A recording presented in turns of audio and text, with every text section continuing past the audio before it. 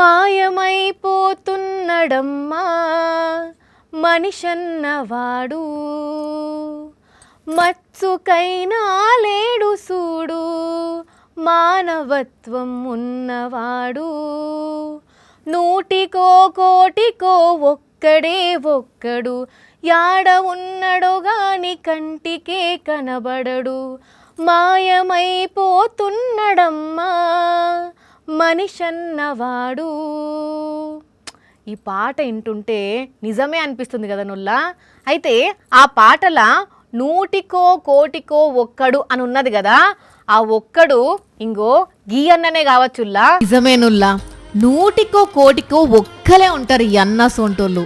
ఎందుకంటే ఇలా షాపుల పనిచేసి ఈమెకు ప్రెగ్నెన్సీ అయితే సొంత అన్న లెక్కనే షాపులనే శ్రీమంతం జరిపించిండు. చీర, గాజులు, పూలు, పండ్లు, స్వీట్లు అన్ని తెప్పించి షాప్లో ఉండేటోళ్ళందరితోని ఒక్కొక్కటి ఇప్పించి మంచి మనసు చూయించిండు.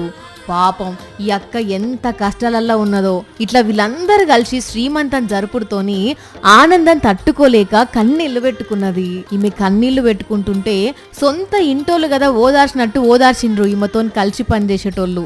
నిజంగా వీళ్ళందరినీ చూస్తుంటే ఇదొక షాపు, వీళ్ళందరూ పనోళ్ళు అన్నట్టే లేదు కదా నొల్లా. ఇదో ఇల్లు, వీళ్ళంతా ఇంటి కుటుంబ సభ్యులు అన్నట్టే అనిపిస్తున్నది కదా. ఇదంతా కూడా ఈ అన్న చేయబట్టే. మామూలుగా వ్యాపారం చేస్తున్నాం, మనకు కావాల్సిన లాభాలు, వీళ్ళు పనోళ్ళు మనం జీతం ఇస్తున్నాం, వాళ్ళు పని చేస్తున్నారు అన్నట్టే చూస్తుంటారు చాలా మంది. కానీ అదే ఈ అన్న సొంత పని చేసేటోళ్ళను సొంత అక్క చెల్లె లెక్కనే చూసుకున్నాడు.